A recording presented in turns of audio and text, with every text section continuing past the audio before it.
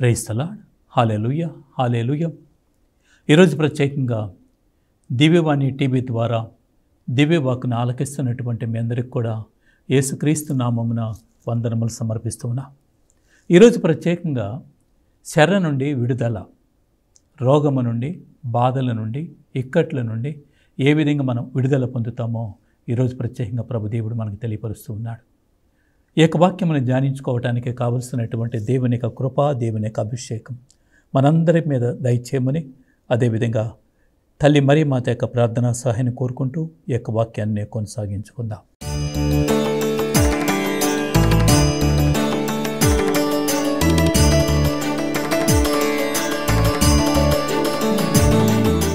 విడుదల, పాపము నుండి విడుదల, శాపము నుండి విడుదల, త్రాగుడు నుండి విడుదల, రకరకాలైనటువంటి వాటిలో రకరకాలైనటువంటి కష్టాల్లో కూరుకుపోయినటువంటి వ్యక్తి వాటి నుండి విడుదల పొందాలని చెప్పి ఆశిస్తూ ఉంటారు. అదేవిధంగా దేవుని బిడ్డలుగా జీవిస్తున్నటువంటి మనం కూడా ఒక్కొక్కమారు పాపం అనే, శాపం అనే, లేదా శోధన అనే వాటిలో కూరుకుపోతూ ఉంటాం. ఈ పాపం కానీ, శాపం కానీ, శోధనలు కానీ వాటిని అన్నిటి నుండి మనం విడుదల పొందాలి అంటే ఆ విడుదల ఇచ్చేది ప్రభుదేవుడు ఒక్కడు మాత్రమే. ఈరోజు ఈ యొక్క వాక్యాన్ని ధ్యానిస్తూ ఉండగా దేవుని యొక్క వాక్యం మనకి తెలియజేస్తుంది. యెషయా గ్రంథం 61వ అధ్యాయము 1వ వచనం మనం చూసినట్లయితే, కృంగిపోయిన వారికి ఉత్సాహము పుట్టించుటకును, బందీలకు విముక్తియు, శరలోనున్న వారికి విడుదలయు లభించునని, ప్రభు అనుగ్రహ వత్సరమున గూర్చియు, శత్రువులను శిక్షించే దినమును గూర్చియు, శోకించు వారిని ఓదార్చుటకు ఈ జూబిలీ సంవత్సర సందర్భంగా దేవుడు మనకి తెలియజేస్తున్నాడు. కృంగిపోయిన వారికి ఉత్సాహము పుట్టించడానికి, బందీలుగా ఉన్నటువంటి ఎవరైతే సాతానికి బందీలుగా ఉన్నారో ఆ బందీలుగా ఉన్న వారికి విముక్తి కలిగించటానికి, ఎవరైతే శరలో ఉన్నారో వారికి విడుదల కలిగించటానికి, ఈ ప్రభు అనుగ్రహ వత్సరమును గూర్చియు, శత్రువులు శిక్షించు దినమును కూర్చయు, శోకించు వారికి ఓదార్చుటకు ఈ జూబిలీ సంవత్సరమున ప్రభు దేవుడు మన అందరికి కూడా విడుదల ఇవ్వబోతూ ఉన్నాడు. మరొక మాట మనం చూసినట్లయితే లూకా సువార్త 4వ అధ్యాయము 18వ వచనములో, శరలోనున్న వారికి విడుదలను, గురుడ్డి వారికి చూపును కలిగించుటకు, పీడితులకు విమోచనమును కలుగజేయటకు ప్రభు హితమైన సంవత్సరం ఇది. ఎవరికంటే శరలో ఉన్న వారికి విడుదల. నువ్వు ఏ శరలో ఉన్నావో, దేనికి లోబడి ఉన్నావో, ఏ శరలో నువ్వు కూరుకుపోయి ఉన్నావో, త్రాగుడుతో ఉన్నావా, వ్యభిచారముతో ఉన్నావా, ఈ లోకపరమైనటువంటి వ్యామోహములతో కొట్టుకులాడుతున్నావా, దేనిలో నువ్వు బందీగా ఉండి ఉన్నావో దాని నుండి విడుదల పొందటానికి. అదేవిధంగా గురుడ్డి వారు చూపుని చూడలేకపోతున్నారు. అయితే గుడ్డితనం ఉన్నటువంటి వ్యక్తి చూడలేకపోతున్నాడు, కానీ చాలామంది ఆధ్యాత్మికమైనటువంటి గుడ్డితనంతో ఉంటూ ఉన్నారు. దేనిని చూడాలో దాన్ని చూడలేకపోతున్నారు, దేనిని చూడకూడదో దాని వైపు మాత్రమే చూస్తూ ఉన్నారు. ఇలాంటి వారికి, గురుడ్డి వారికి చూపును కలిగించుటకు, పీడితులకు విమోచనను కలుగజేయుటకు ఈ ప్రభు హితమైనటువంటి ఈ సంవత్సరమున అలాంటి వారందరికీ కూడా విడుదల కలుగునని చెప్పి దేవుడు మనకి తెలియజేస్తున్నాడు. రెండవదిగా మనం చూసినట్లయితే శరలోనున్న వారికి విడుదల. లూకా సువార్త 7వ అధ్యాయము 21వ వచనంలో చూసినట్లయితే, నువ్వు ఏ శరలో ఉన్నావో ఆ శర నుండి విడుదల ఇవ్వగలిగినటువంటి దేవుడు. రోగముల నుండి కావచ్చు, బాధల నుండి కావచ్చు, అపవిత్రాత్మ నుండి కావచ్చు, గుడ్డితనము నుంచి కావచ్చు, వీటి అన్నిటి నుండి ప్రభు దేవుడు మనకు విడుదల ఇవ్వగలిగి ఉన్నాడు. రోగముల నుండి రకరకాలైనటువంటి రోగ బాధితులుగా ఉండి ఉన్నాం. క్యాన్సర్ వ్యాధి కావచ్చు, కిడ్నీలు కావచ్చు, గుండె జబ్బు కావచ్చు, ఇంకా రకరకాలైనటువంటి వ్యాధులకి లోబడి ఉన్నాం. మరి ఈ వ్యాధి అనే శర నుండి విడుదల కావాలి, ఈ రోగం అనే శర నుండి విడుదల కావాలి. మరి ఈ రోగం నుండి విడుదల ఇచ్చేది ఎవరు అంటే ప్రభు దేవుడే. దేవుని యొక్క వాక్యం అనేది తెలియజేస్తుంది. ఇర్మీయా గ్రంథం 17వ అధ్యాయం 14వ వచనం కనుక చూసినట్లయితే వాక్యం ఈ విధంగా పలుకుతుంది. నువ్వు విడుదల పొందాలి అంటే ఎవరి దగ్గరికి వెళ్ళాలంటే ప్రభు దగ్గరికి వెళ్ళాలి. ఆ ప్రభుతో మాట్లాడాలి, ప్రభు సన్నిధిలో అడగాలి, ప్రార్థన చేయాలి. దేవుని యొక్క వాక్యం అంటుంది, ప్రభు నీవు నాకు చికిత్స చేసినచో నేను సంపూర్ణమైనటువంటి ఆరోగ్యమును పొందిదెను. ఎవరు మనకు చికిత్స చేయాలంటే ఈ లోకపరమైనటువంటి వైద్యుడు కాదు, కానీ పరమవైద్యుడు అయినటువంటి ఆ దేవుడే, ప్రభు నీవు నాకు చికిత్స చేసినా నేను సంపూర్ణమైనటువంటి ఆరోగ్యమును పొందిదెను. కనుక చికిత్స చేయవలసింది ప్రభు, నువ్వు వెళ్ళవలసింది ప్రభు చెంతకి. కానీ ఈనాడు రోగపీడితులుగా ఉన్నటువంటి ఎంతోమంది ప్రభు దగ్గరికి వెళ్ళటం లేదు, ప్రభువును అడగటం లేదు, తమకు తోసిన విధంగా వెళుతూ ఉన్నారు. కానీ ప్రభు దేవుడు అంటున్నాడు, ఇదిగో నీవు నా చెంతకి రావాలి అని చెప్పి ప్రభు తెలియపరుస్తున్నటువంటి మాటను మనం చూస్తున్నాం. అదేవిధంగా రోగముల నుండి, బాధల నుండి, ఈ లోకంలో నీకు ఎదురైనటువంటి ప్రతి బాధ నుండి విడుదల పొందాలి అంటే ఆ ప్రభు దగ్గరికి వెళ్ళగలగాలి. అపవిత్ర ఆత్మల నుండి, సాతాను లోబడినటువంటి, దైమలు పట్టినటువంటి వారు, ఈ లోకపరమైనటువంటి సాతానికి లోబడినటువంటి ప్రతి ఒక్కరు కూడా విడుదల పొందాలి అంటే ఆ ప్రభు చెంతకు వెళ్ళాలి. నీలో ఉన్నటువంటి గుడ్డితనం పోవాలి అంటే ఆ ప్రభు దగ్గరికి వెళ్ళాలి. కళ్ళు ఉన్నాయి కానీ చూడలేకపోతున్నాం, కనులుండి చూడలేకపోతున్నాం, చెవులుండి వినలేకపోతున్నాం. కనుక ఇలాంటి స్థితిలో ఉన్న ప్రతి ఒక్కరం కూడా ఆ ప్రభు దగ్గరికి వెళ్ళాలి. ఇంకా ఎవరు శరలో ఉన్నారు అంటే దేవుని యొక్క వాక్యం ఉంటుంది 34వ కీర్తన 18వ వచనం మనం చూసినట్లయితే, వేదనలతో గుండెలు బ్రద్దలైనటువంటి వారు. రకరకాలైనటువంటి వాటిలో వేదనల వల్ల, సమస్యల వల్ల, అప్పుల వల్ల, కుటుంబ సమస్యల వల్ల, భార్యాభర్తల మధ్య విభేదాల వల్ల ఎంతోమంది వేదనలకు గురి అవుతున్నారు. అదే దేవుడు అంటున్నాడు, వేదనల వల్ల గుండెలు బద్దలైనటువంటి వారు దేవుని సన్నిధికి రావాలి అని చెప్పి ప్రభు దేవుడు మనకి తెలియపరుస్తూ ఉన్నాడు. అదేవిధంగా 102వ కీర్తన 20వ వచనం మనం చూసినట్లయితే, అతడు బందీల నిట్టూర్పులను వినెను. ఎవరైతే ఈ శరలకి బందీలుగా ఉండిపోయారో, మరి ఈ శరలో ఉండి ఉన్నారో, ఈ సాతానికి బందీలుగా ఉన్నారో, వారిని అందరినీ కూడా అతడు బందీల నిట్టూర్పులను వినెను. ఎవరైతే బందీలుగా ఉండి నిట్టూర్పులు విడుస్తూ, ఎందుకు నాకు ఈ శ్రమ వచ్చింది, ఎందుకు ఈ కష్టం వచ్చింది, ఈ శ్రమ నుంచి కష్టం నుంచి బయటికి రాలేకపోతున్నాను అని ఏడుస్తూ, కన్నీరు కారుస్తూ, నిట్టూర్పులు విడుస్తూ ఉన్నారో, వారందరి యొక్క పలుకులను, వారి యొక్క నిట్టూర్పులను ఆయన వింటూ ఉన్నాడు. మృత్యువాత పడనున్న వారిని శర నుండి విడిపించాను. మృత్యువాత పడబోతున్నటువంటి వారిని శర నుండి విడిపించగలిగినటువంటి దేవుడిగా ఉండి ఉన్నాడు. కనుక శర నుంచి విడిపించేది ఎవరు అంటే ప్రభు దేవుడే. ఇంకొక మాట మనం గమనించినట్లయితే, మూడవదిగా చూసినట్లయితే, ఎవరైతే కృంగిపోయి ఉన్నారో, తమ జీవితంలో కృంగిపోయి ఉన్నటువంటి ప్రతి ఒక్కరిని కూడా ఆ స్థితి నుంచి బయటికి తీసుకురాగలిగింది ఎవరు అంటే ప్రభు మాత్రమే.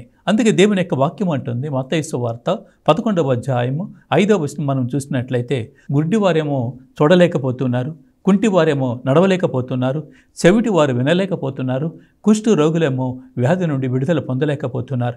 ఈ విధంగా కృంగి కృషించిపోతున్నటువంటి ప్రతి ఒక్కరిని కూడా ఆదరించగలిగినటువంటి దేవుడై ఉండి ఉన్నాడు. మన వాక్యంలో కనుక మనం గమనించినట్లయితే 146వ కీర్తన 7వ వచనంలో, ఆయన పీడితులకు న్యాయము చేకూర్చిపెట్టెను. ఆయన ప్రభు ఎవరైతే పీడితులుగా ఉన్నారో వారికి కావలసినటువంటి న్యాయమును చేకూర్చేవాడిగా ఉండి ఉన్నాడు. ఆకలి కొనిన వారికి అన్నము పెట్టును. ఆకలి అంటే కేవలం శారీరకమైనటువంటి ఆకలి మాత్రమే కాదు, ఎవరైతే ఆధ్యాత్మిక ఆకలిగా ఉండి ఉన్నారో ఆకలిని కూడా తీర్చగలిగినటువంటి దేవుడు. అందుకే ఆయన పెట్టేటువంటి అన్నం ఏమిటంటే, ఇదిగో మత్తయి సువార్త 4వ అధ్యాయం 4వ వచనంలో, లూకా సువార్త 4వ అధ్యాయం 4వ వచనంలో దేవుని యొక్క వాక్యం పలుకుతుంది, మానవుడు కేవలం రొట్టెల వల్ల జీవించజాలడు, దేవుని యొక్క వాక్కు వల్ల జీవిస్తాడని.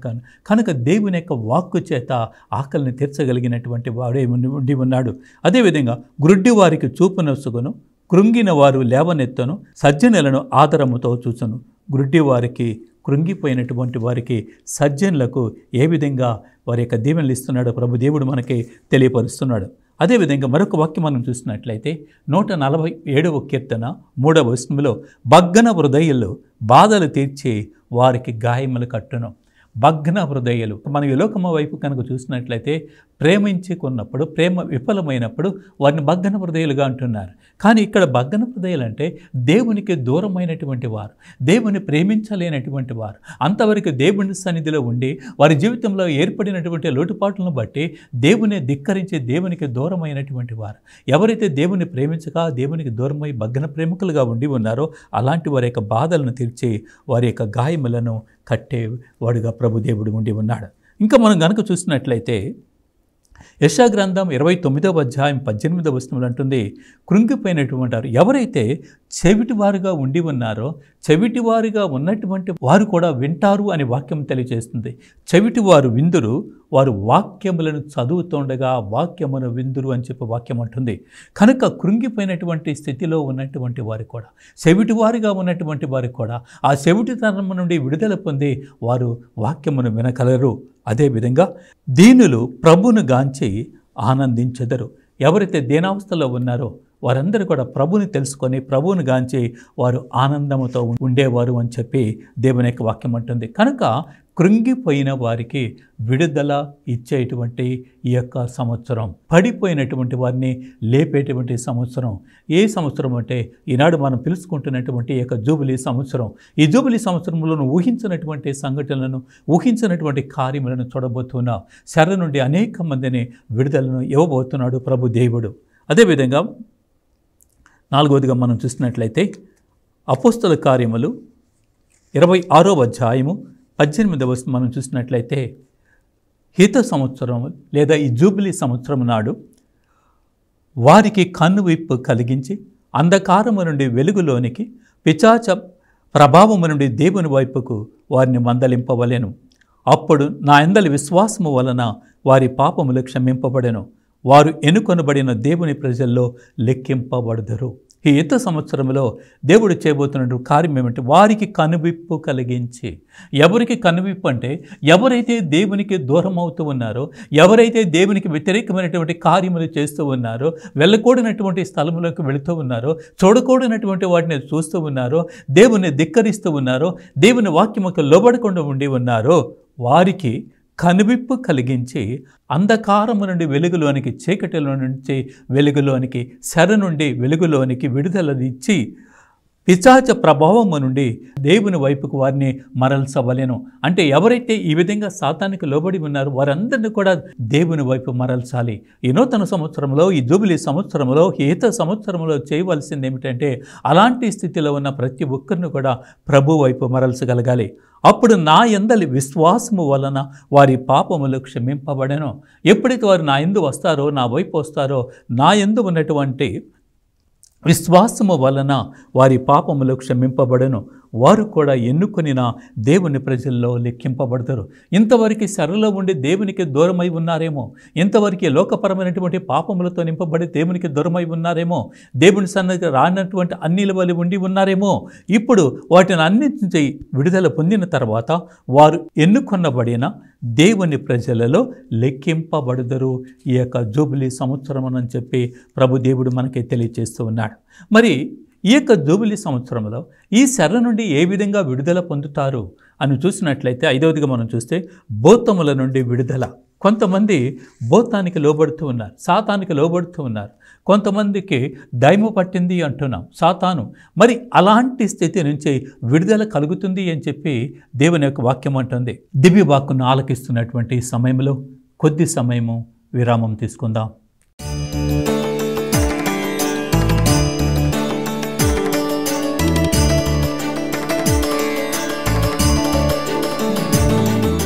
విరామం అనంతరం దివ్యవాక్కును ఆలకిస్తున్నటువంటి మీ అందరికీ కూడా స్వాగతం.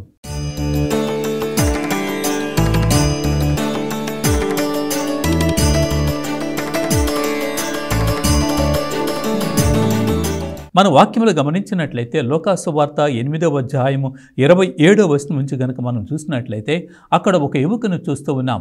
అతను ఎలాంటి వాడంటే పిశాచి పట్టినటువంటి వాడు అంటున్నాం.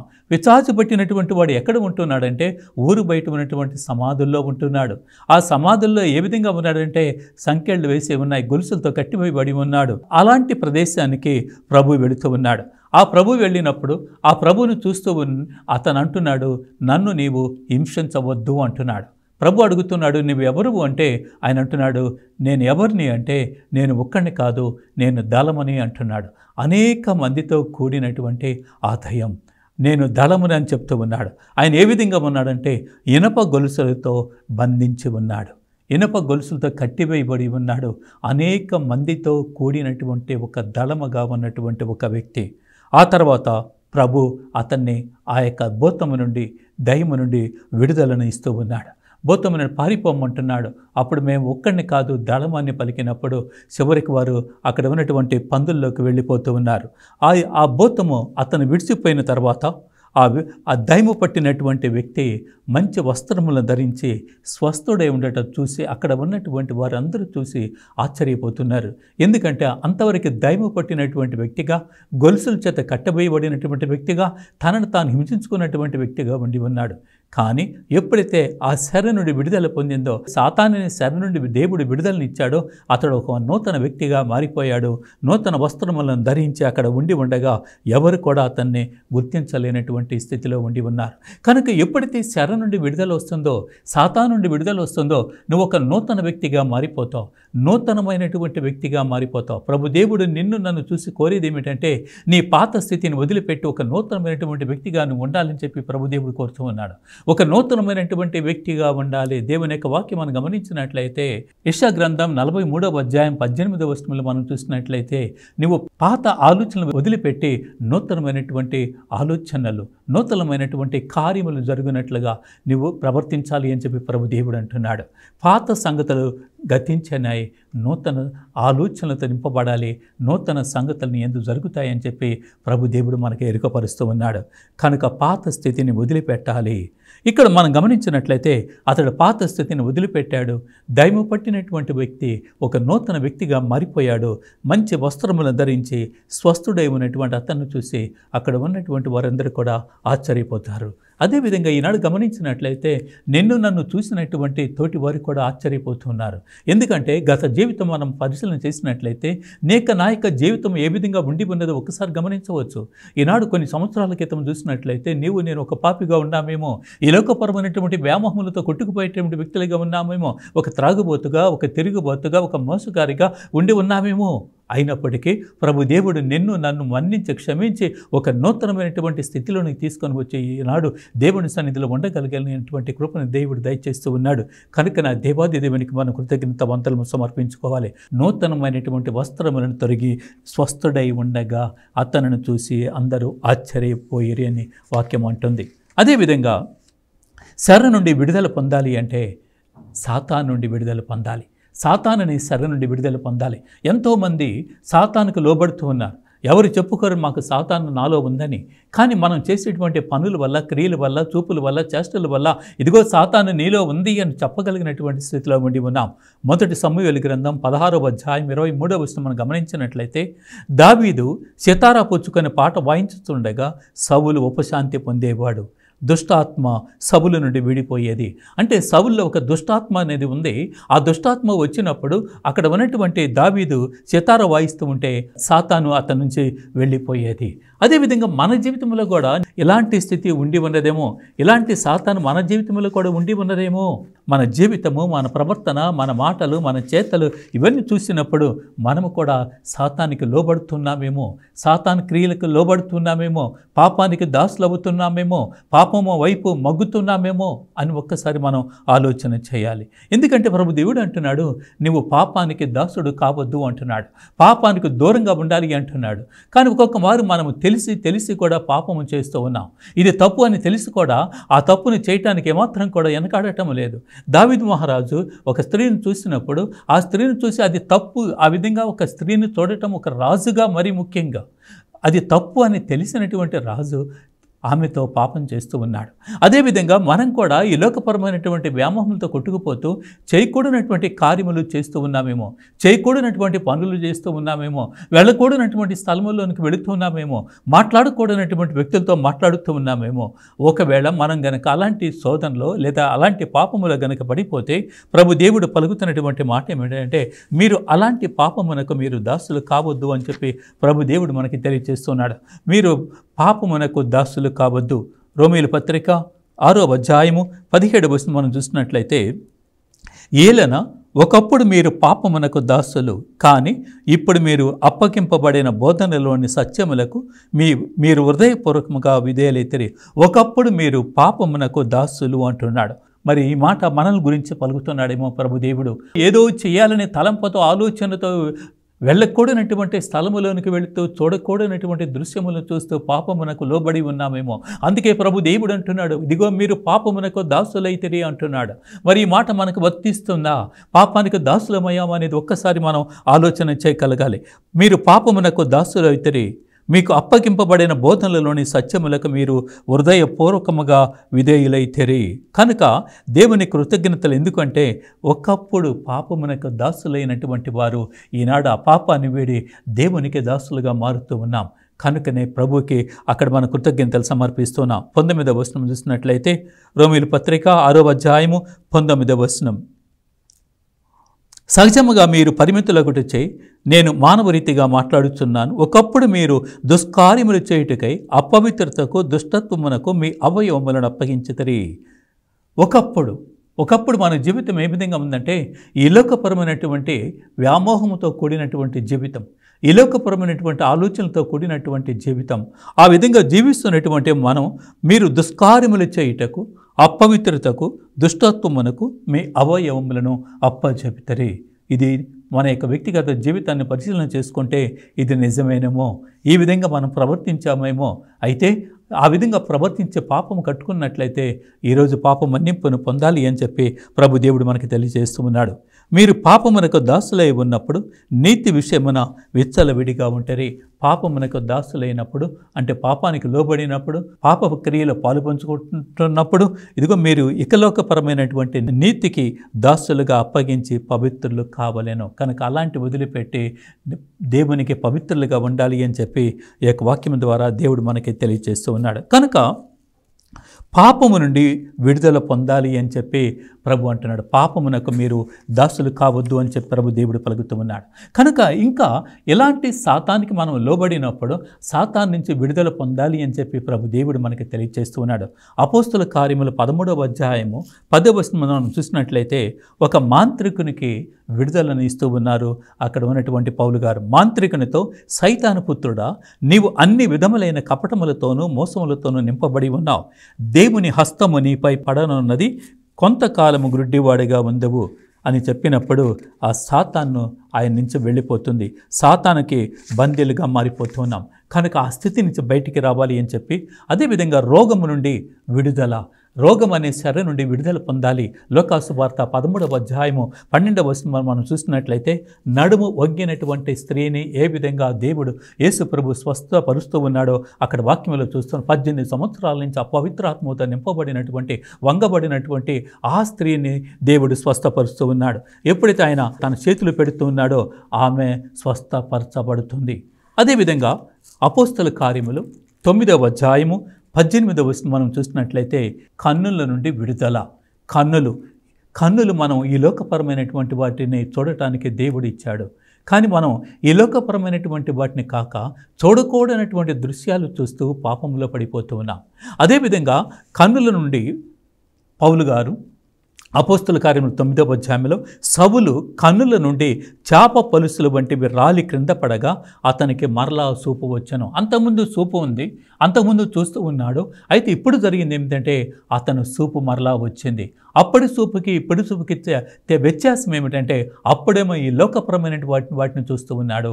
ఆ విధంగా చూస్తూ ఉన్నప్పుడు ఎప్పుడైతే ఆ 3 దినాలు కళ్ళు కనిపించకపోయాయో అక్కడ కంటి మీద చేప పలుసులు లాంటివి వచ్చాయి. అవి ఎప్పుడైతే తీయబడ్డాయో అప్పుడు ఆయన మరలా చూడగలుగుతూ ఉన్నాడు. అతనికి మరలా చూపు వచ్చాను. అంటే ఇప్పుడు వచ్చినటువంటి చూపు ఎవరిని చూస్తూ ఉన్నాడంటే ప్రభువును చూడగలుగుతూ ఉన్నాడు. ప్రభు వైపు మరల్చగలుగుతూ ఉన్నాడు. అంతకుముందు చూసిన చూపు వేరు, ఇప్పుడు వచ్చినటువంటి చూపు వేరు. ఆ చూపు రాగా అతడు జ్ఞానస్థానము పొందేను అనే మాటను మనం వింటున్నాం. ఈరోజు మనం గమనించినట్లయితే నీ యొక్క చూపు ఏ విధంగా ఉండి ఉన్నది, గతంలో నీ చూపు ఏ విధంగా ఉంది, ఇప్పుడు ఏ విధంగా ఉంది, గతంలో నీ జీవితం ఏ విధంగా ఉన్నది, ఇప్పుడు ఏ విధంగా ఉన్నది, గతంలో చెరలో ఉన్నటువంటి వ్యక్తి వల్లే ఉండి ఉన్నావా, పాపానికి దాసోగుడిగా ఉన్నావా, త్రాగుతూ తిరుగుతూ ఈ విచ్చలవిడిగా జీవించినటువంటి విధానం అయి ఉండి ఉన్నదా, విందులతో వినోదాలతో నీ జీవితాన్ని అనుభవించి ఉన్నావా, అయితే ఇప్పుడు నీ జీవితం ఏ విధంగా ఉన్నది అనేది ఒక్కసారి మనం గమనించినట్లయితే ఇంతకుముందు పాత జీవితం, కొత్త జీవితం అనే మాటలు మనం ఉపయోగించవచ్చు. గతంలో దేవునికి దూరముగా ఉన్నప్పుడు ఈ లోకపరమైనటువంటి వ్యామోహములతో కొట్టుకులాడుతూ ఇది ఈ లోకమే శాశ్వతం అనుకుంటూ ఆనందముతో, సంతోషముతో, విందులతో, వినోదాలతో కాలము గడుపుతూ దేవునికి దూరముగా జీవిస్తున్నటువంటి జీవితం ఆనాటిది. కానీ ఈనాడు ఎప్పుడైతే నువ్వు దేవుని నుండి పాపం అనే శర నుండి విడుదల పొందుతున్నామో, నూతన జీవితంలోకి అడుగెడుతున్నామో, పాపము నుండి విడుదల పొందుతున్నామో, దేవుని సన్నిధిలో దేవుని బిడ్డలుగా కొనసాగుతున్నాము. ఆ శర అనేది ఈనాడు మనకి విడిపించబడింది. ఎవరు ఈ శర నుంచి విడిపించేదంటే ప్రభు మాత్రమే. కనుక ఈ ప్రభుహితమైనటువంటి సంవత్సరంలో మనం విడుదల పొందాలి. ఇంకా ఏదైనా శర గనక మనలో ఉంటే, ఇంకా దేనికైనా మనం బందీలుగా ఉంటే టీవీ చూడాలనే ఆశ, సెల్ ఫోన్ చూడాలనే ఆశ, మోహపు మాటలు, అదేవిధంగా త్రాగుడు గురించి ఇలాంటి వాటి అన్నిటి నుండి విడుదల పొంది దేవుని సన్నిధి చేరాలి, దేవుని యొక్క వాక్యమును గురించి మాట్లాడాలి, దేవుని సన్నిధిలో ప్రార్థన చేయాలి, దేవుని బిడ్డలతో ముచ్చటించాలి. ఇలాంటి ఆలోచనలు కావాలి. ఇలాంటి ఆలోచనలు కావాలంటే ముందు ఉన్నటువంటి ఆ శర నుండి పాత స్థితి నుంచి విడుదల పొందాలి. అందుకే ఈ యొక్క నూతనమైనటువంటి ఈ యొక్క ప్రభు హిత సంవత్సరములో లేదా 2025 జూబిలీ సంవత్సరములో విడుదల పొందాలి అని చెప్పి ప్రభు దేవుని కోరుకుందాం. పాపము నుండి విడుదల పొందాలి, శాపము నుండి విడుదల పొందాలి, దురాత్మల నుండి విడుదల పొందాలి, బంధకాల నుండి విడుదల పొందాలి, దురాశ నుండి విడుదల పొందాలి, కోపము, ద్వేషము, అసూయల నుండి విడుదల పొందాలి. వీటన్నిటి నుండి మనం ఎప్పుడైతే విడుదల పొందుతామో అప్పుడే మనం దేవుని సన్నిధి చేరగలుగుతాము. నీలో ఉన్న పాపాన్ని విడనాడి దేవుని సన్నిధి చేరాలి. నీలో ఉన్నటువంటి పాత స్థితిని విడనాడి దేవుని సన్నిధి చేరాలి. అందుకే ఆ ప్రభు దేవుడు నీకు విడుదలనివ్వటానికి సిద్ధముగా ఉండి ఉన్నాడు.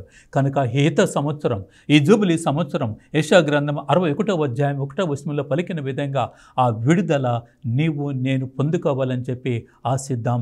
ఇంకను ఏదైతే నువ్వు విడిచిపెట్టలేనటువంటి స్థితిలో ఉండి ఉన్నావో వాటిని సంపూర్ణంగా విడిచిపెట్టడానికి కావలసినటువంటి ఆ యొక్క విడుదలను దయచేయమని ఆ ప్రభుని వేడుకుందాం. పాపము నుండి విడుదల, పాపము నుండి శాపము నుండి విడుదల కావలసింది దేవుని సన్నిధి. దేవుని మహిమను అనుభవించాలి, దేవుని సన్నిధిని అనుభవించాలి. ఇదే కావలసింది, ఇదే కోరుకోవాల్సింది. ప్రభు పాదముల చెంత కూర్చున్న మరియా, పనులతో సతమతమవుతున్నటువంటి మార్త, నీ యొక్క నా యొక్క జీవితం ఏ విధంగా ఉండి ఉన్నది? ఆయన పాదముల చెంత కూర్చొని ఆయన పలుకులను ఆలకిస్తున్నటువంటి ఆ యొక్క మరి వలె మనము కూడా ఆయన సన్నిధిని అనుభవించటానికి సిద్ధపడదాం. అలాంటి కృపను దయచేయమని ఆ ప్రభుని వేడుకుందాం. పరిశుద్ధుడు అయినటువంటి మా ప్రియ పరలోకపు తండ్రి, అయా ఇంతవరకు మేము ఏ బంధకాల్లో ఉండి ఉన్నామో, ఏ సరలో ఉండి ఉన్నామో, కోపము, శాపము, పాపము వీటన్నిటి నుండి మాకు విడుదలను ప్రసాదించండి. స్వార్థపూరితమైనటువంటి ఆలోచనలు, నాది అనే స్వార్థం, నాకు కావాలనే స్వార్థం, అలాంటి వాటి అన్నిటి నుండి మాకు విడుదలను దయచేయమని అమ్మ తల్లి మరి మాత, ఇదిగో దేవుని బిడ్డగా జీవించడానికి కావలసినటువంటి యోగ్యతను మాకు ప్రసాదించమని, మా కొరకై ప్రార్థించమని, మరి ముఖ్యంగా ఈ యొక్క దివ్యవాణి టీవీ ద్వారా దివ్య వాక్కును ఆలకిస్తున్నటువంటి ప్రతి ఒక్కరి నిమిత్తము నీ కుమారుని సన్నిధిలో ప్రార్థించి మేమందరము కూడా ఈ హిత సంవత్సరంలో విడుదల పొంది దేవుని బిడ్డలుగా, దేవునికి ప్రియమైనటువంటి బిడ్డలుగా ఉండగలిగినటువంటి కృపను మా అందరికీ దయచేయమని మీ కుమారుడు మా నాథుడైన యేసుక్రీస్తు నామమున అడిగి వేడుకొనుచున్నాము తండ్రి. Amen, amen. ప్రైజ్ తల్లాడండి. ఈ యొక్క వాక్యాన్ని ఆలకించిన ప్రతి ఒక్కరిని ఆ దేవాది దేవుడు దీవించి ఆశీర్వదించును గాక. ఆమెన్. ప్రైజ్ తల్లాడ్.